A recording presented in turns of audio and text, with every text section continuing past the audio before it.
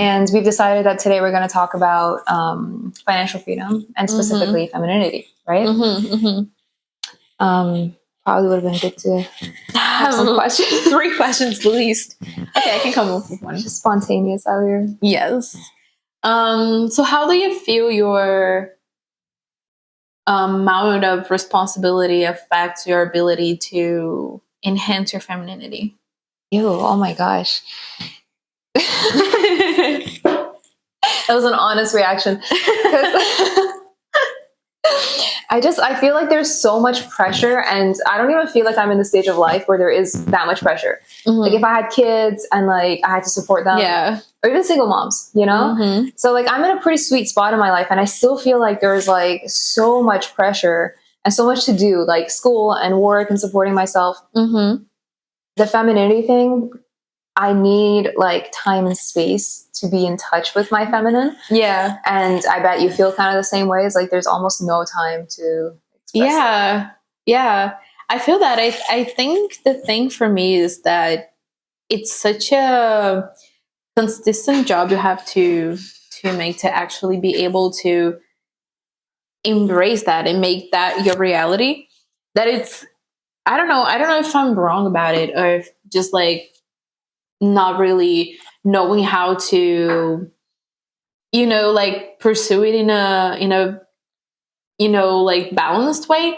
But I feel sometimes that if I don't do my entire life about it, in a sense, like my job about it or my day-to-day life about it, it's kind of impossible to keep things going. Because like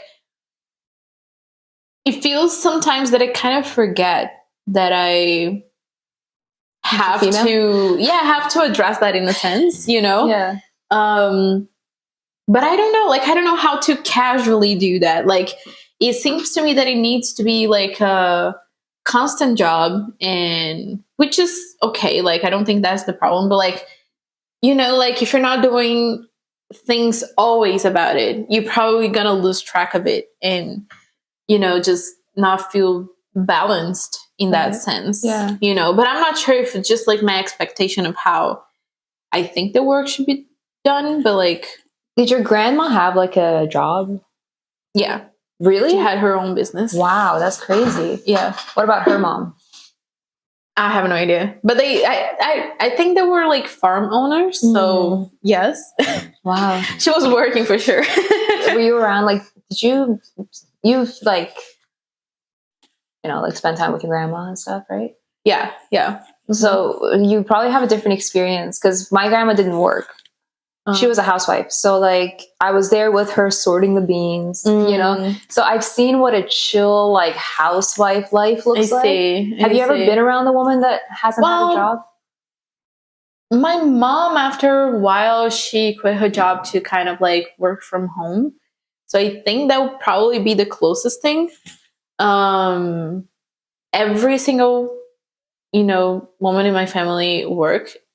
Both of my grandmothers, one because she had her own thing going on, and the other one because she was a solo mom, because my grandfather died when the oldest of my aunts, like my father's sisters, she was, I think, 15. Wow. So, and the youngest was like 1 or 2. Oh, yeah. So she had to raise them alone. So she had to work. She had I don't even know. Like, I think she worked with, like, she was a tailor or something. Both of them, at a certain point, they were. But yeah, like, that's pretty much the experience I had. Like, every single woman in my family work, and I really consider them to be very feminine. Like, I guess this is also like a culture thing of like being very careful with your looks. I guess like I'll probably be the worst doing that job in my family. And I take a fair care of my appearance in a way. Like I take care of my hair, my nails, my stuff, but like they really take care, you know, like they are very dedicated to that aspect. And I envy that a little. Like I really want to be like fully decked out. I want my nails done. I want like my hair always on point. Like I wish I could take care of my appearance and like I guess have a more feminine job. Yeah. From the sounds of it, like even like being like a tailor, I feel like it's like kind of like a feminine job. Yeah. Right. I think it kind of like relates to a lot of the things you have to do for yourself in a sense. Different if you like working with numbers. Mm-hmm. I don't know, like what that has to do with like your feelings or something. But not trying to generalize, but like, you know what I mean? Yeah. Because even in that case, if you're like working with numbers, you can still do something feminine with that. Like, yeah, but like, I mean, generally, like if you are, for example, a hairdresser, you're dealing with beauty and self-care, right. Or if you are a therapist, or if you are, I don't know, like doing something that gravitates towards a little bit of the work that you have to do for yourself, you know? If you are like a mechanic, probably you don't have like this, you know, you're not using the same abilities that you probably need to use to take care of yourself in that sense. Right. So you have to spend like a good amount of time of your week and like doing things that does not necessarily connect with taking care of yourself. You know, different if you are doing some other stuff that it's a little bit closer in that sense. This is true. Yeah. My theory is like, because I don't really like the idea of a woman myself, or honestly any woman working that hard, like unless that's like absolutely what you want. I feel like capitalism and the system that we've created kind of puts us in a position where we have to survive. But I think in the most healthy expressions of being female, like we chase the things that we've already chased, like being a teacher or being like a therapist or a nurse or something nurturing. And people try to say like, you know, girls can be in STEM too. Girls can be into science. And that's what I was told growing up. It's like, you don't have to be into the feminine things. But I kind of got the message that it was wrong to be into the feminine things. And that's the thing. I should be like a scientist or something. Totally. And so then that the expectation, it doesn't feel like being a graphic designer is like as prestigious as being a surgeon, which is what my dad would have wanted. But like as a graphic designer, someone who works from home, like I know that I'm going to have control over my time. I know I'm following the things that my femininity want me to follow, like beauty and stuff. So like it works for me, but like that expectation that we put on our generation, especially like the girls that grew up around the time we did, I feel like we all kind of across the board got the message that you should go into like a more rational or technical or like almost masculine field. Yeah, I think it's part of the, you know, misogyny is everywhere, and part of the way we see performance and how like what you should dedicate your life to carries that too. So like things that carries more of this nurturing feminine energy, which has nothing to do with women in general. Like it's just part of everybody, you know, balance of energy. But like it's less than doing something considered masculine or intellectual or rational in a sense.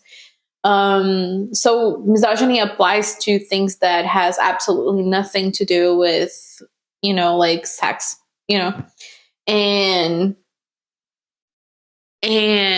I guess like the thing for feminine and masculine energy is that we live in a world which masculine energy is so predominant that we need to actively do something that's supposed to be natural, you know, that's supposed to be as easy as having a good night of sleep, you know, but things are so unbalanced that we have to think about it, to know about it, to research about it, to actually educate ourselves about it. And not only like as a population, as like men and women in general, you know, how to develop and channel also your masculine energy, but like how do we balance those energy inside of ourselves? Like everything's so unbalanced and so polarized into masculine energy that it's kind of hard to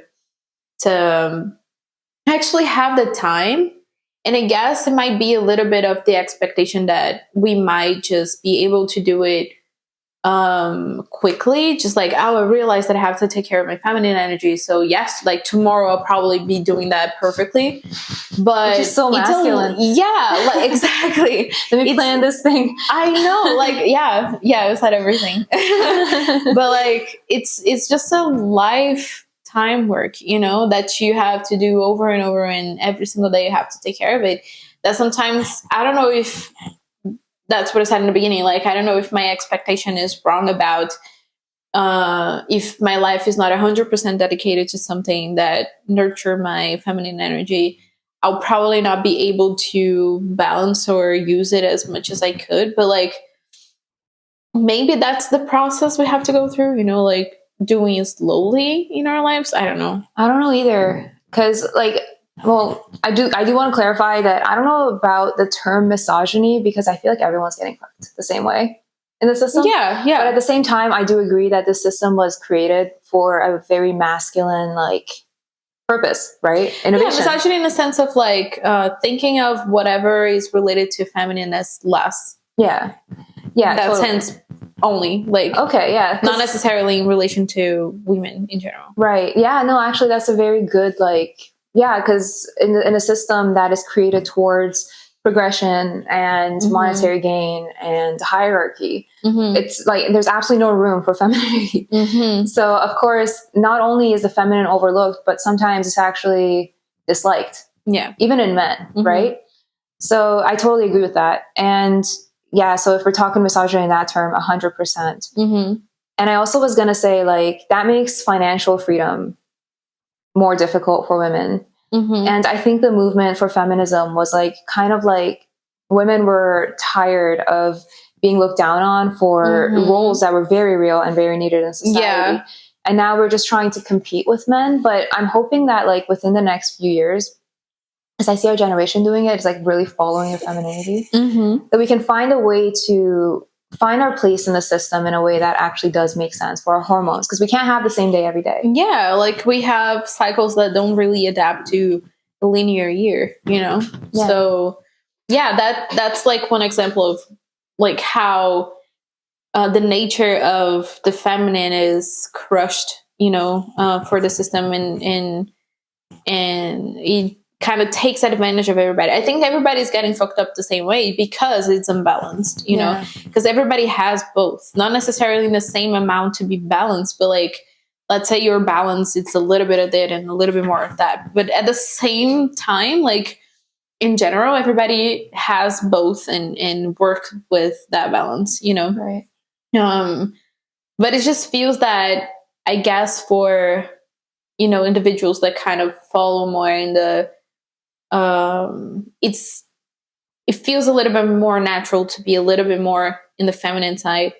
I guess is such a pain. Like, I guess the effort and the length you have to, you know, run to get to a point where you can function in a place where it's like the opposite of what your body, what your mind, what your identity is asking for. I guess this is, it's like, it's a different experience. It's not the same as if you adapt really well to this linear way of thinking about life, you know? Yeah, totally. And I do think that even healthy, like, because I don't know about healthy masculinity being like the archetype for this system. I think the system actually is using like a shadow side of masculinity, because like the right things of like the good things from masculinity, like courage, honor, you know, like loyalty, protection, those things aren't rewarded either. So like we're just, it's just like the imbalance. Like it I guess would be like what masculinity would be without the feminine, and makes a total sense that is so heavy on that side, because it's like, if you do not care about other people's feelings, you're probably going to violate them, you know? So like there's a bunch of, it's really hard to really understand in terms of logical sense, because it's very subjective. But I guess like the worst side of each, you know, like pole of this, part of this being a little bit imbalanced is because of the other part too. Not only it's the shadow part, but the shadow part maybe because it's a little bit off on the opposite side, you know. I'm not sure, but like I feel it can be a little bit like this, you know, like if you are too much of, I don't know, like I know there's a lot of things that I can see that would work better in both ends if you have a little bit more of the other energy imbalance with whatever energy you have on, Yeah, like a combination and the expressions of them, for sure. And like I think women, because of this imbalanced society, just like how men are kind of in their shadow, women are too. And our shadow looks more like manipulation, not being emotionally intelligent. 25 minutes. Okay. Not being emotionally intelligent, being fake, people pleasing. Calling myself out. And I think we all struggle with that, and it's hindering us from having real connections with each other too. So it's just, and we're failing at nurturing our families and our partners and ourselves. Yeah. And everyone's off balance.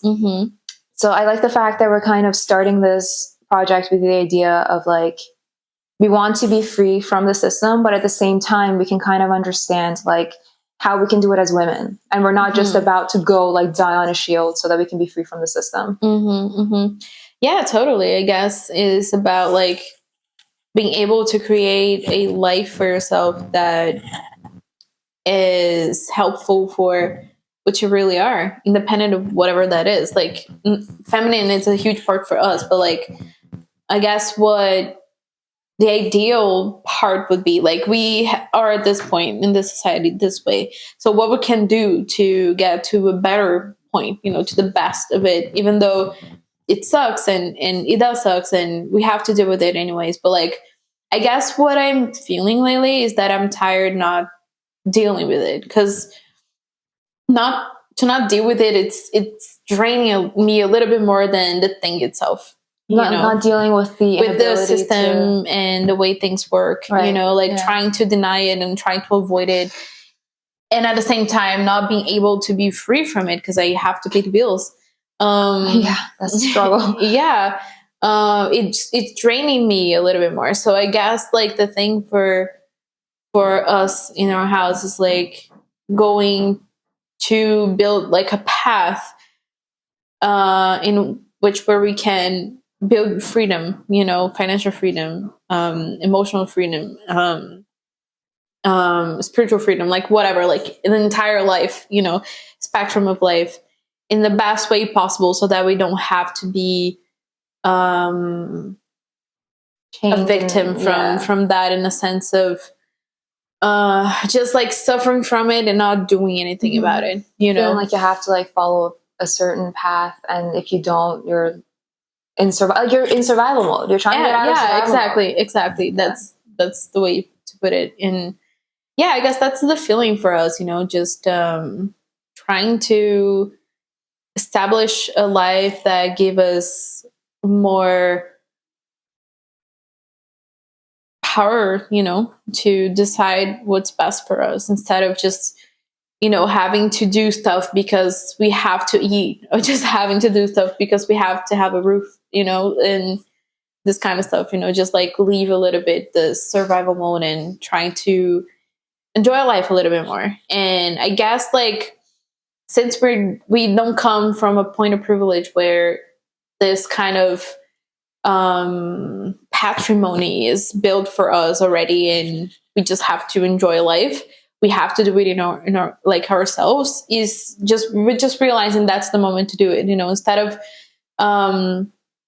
just like living our lives, and then I don't know, like we start making a little bit more money from time to time, and then our expenses go up as well. Exactly. Like we just want to be smart about it. Right. If we keep a comfortable life to a point where we have everything we want, but don't spend like all the money we have, right, and we can retire, earlier, or at least have a little bit more flexibility to, in our 30s, to be more with the family, like things like that. I think that's a better way to put purpose in your life, your day-to-day life, of getting up and going to work, than just like doing it because you have to pay the bill, Yeah. Even though you have to still, but like at least you have a goal, and at least you have a purpose to do that. That's not only being suffering from whatever the system is. Totally. And like as a woman, I've realized that that's internal. That's so internal. Yeah. Even though like I'm kind of in a fucked up situation externally, and I have school and I have work and everything. Just this past month, me and Jordan put like stuff up on the walls, and like we got a new table, and now suddenly it feels like it's a privilege to be paying rent because it's a space for my femininity. So I've kind of learned that I need to develop like a container for my femininity. And I think that's what you were saying as well, is like we need to create the space for our feminine to express themselves, whether we have a man in our lives or not, right? So definitely, I totally understand that. Like that sense of freedom, I think, is so internal. And like, I kind of like the way our generation is handling it. I feel like we're all more focused on like personal improvement that rather than like, and healing trauma and stuff, you know? And I think that's the right path to a world where finally there is that patrimony and like people can just be born and enjoy life. That's what we want for future generations, right? Yeah, totally. Yeah, and also it kind of like, it's a matter of perspective because you're going to have to go to work anyway. You're going to have to earn money anyways. But if you do it without purpose in your soul, like something that really resonates with you, other than just like survive, gonna feel like a huge weight, something that you carry around.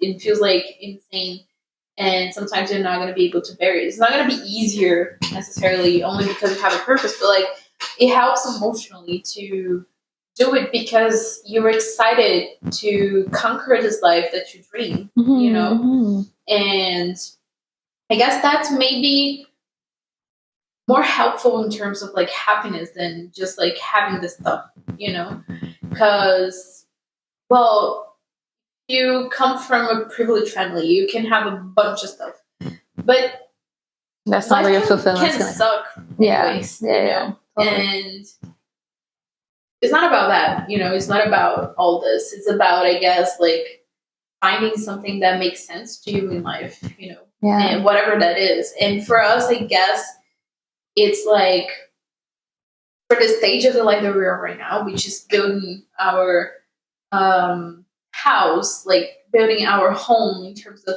structure and financial freedom, is to pursue all that in terms of work and money, and not I don't know, maybe later in life it's going to be something else. Maybe when we have kids, it's going to be other stuff, Maybe when we get older, it's going to be something else too. But like, I guess keep going with an idea of like why, like what interested you in life. It's important to be, I guess, like assign the pleasure that you're feeling to purpose, instead of only being like something random.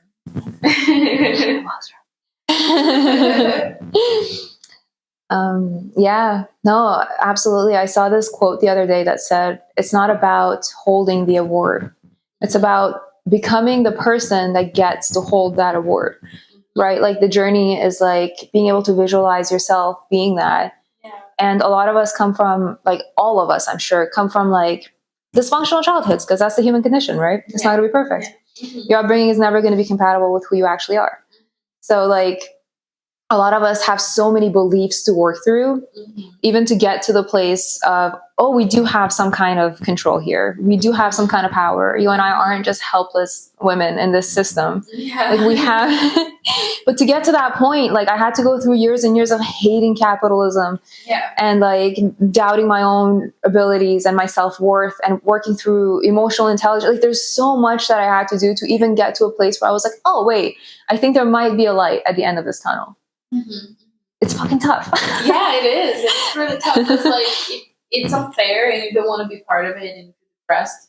But then eventually, you see there's absolutely no way out unless you literally quit life. Yeah. So like, what's gonna be? Because even not wanting to be part of it at a certain level, at least to not be part of it, you have to do something that is part of it to actually be able to leave, So since that's the case, I don't know, like So what do you want from it, I guess? Yeah. You know, that's the question. Like, what do you want from, you know, like, what is a compromise that you can make? Like, how much you can um, focus that energy towards a goal that is for yourself, unless not so much a goal that is only for the system. You know, because when you do not pay attention to that, when you just do it because you have to pay rent and you have absolutely no idea what you want to do with your life in terms of like, you don't have a focus in your life, I guess that's what I mean. All your energy is going in that direction. Yeah. You know, you're doing nothing for yourself. Yeah. You know. And it's so easy to like lose. At the end of your life, somebody's going to give you, oh, okay, you worked so hard. You know, and now you don't have to work anymore. It's just going through your life. No, you have to build that yourself. Yeah, which is so shit. Like it's not. It's great. But I don't think it's great. I think it should be like right. That's true. But basic I guess, human like, right. Yeah, but if you do not actually realize that and work towards that, that's like you're gonna end up a victim of it. It's true. Like, okay, we both hate capitalism, and we think that you're inherent, like, as a human, you should be inherently worthy of shelter and food and water, and we think we're abundant. And we know that there's corruption and scarcity is created. Like, we know that. But you can also kind of see that, like, humans need progression. And if the system wasn't around and I was out there in the wild, that would be a whole different kind of progression. It's just that I'm battling a different beast now. It's not a bear, but it's like, it's manipulation that is intricate, and I need to watch what I consume. I need to be responsible for my body. I need to be responsible for my mind. No one is going to make me go to the gym. No one's going to like make me eat good food. That's all me. Yeah. And that's so scary. Yeah, it is. It is. It's totally scary, and nobody's ready for it unless like you are lucky enough to learn that early, like soon enough. You know? Which I don't think anyone really. I don't think so. Like, I guess like nowadays it's easier to have access to this kind of information for the amount of, you know, content we have out there. But like in general, to commit to that, you probably have to be in the right spot for you. You know, because like if I had this idea 5 years ago, 10 years ago, probably wouldn't make sense to me. But now it does, because I see, like, I have needs that resonate with that. And I see how life probably going to end up being if I don't deal with that. Right. Or if I do it, how, you know, much better it's going to be, you know? Yeah. But yeah, I don't know, like, it's hard to, I don't know, like everybody's going to have a journey about that, but I guess like talking about it helps, you know, and creating a space where you can dialogue about it is helpful at least. Yeah. And everyone connecting and realizing that we all share kind of similar experiences, even if we're very different. Like, I'm sure some women can relate to these feelings. I'm excited to start this journey of doing stuff like that. Yeah. It's going to be great. It is. And I guess we don't have a sign off yet. Or maybe never will. Yeah. So, I guess, bye. I guess it is. I'm probably going to cut it like right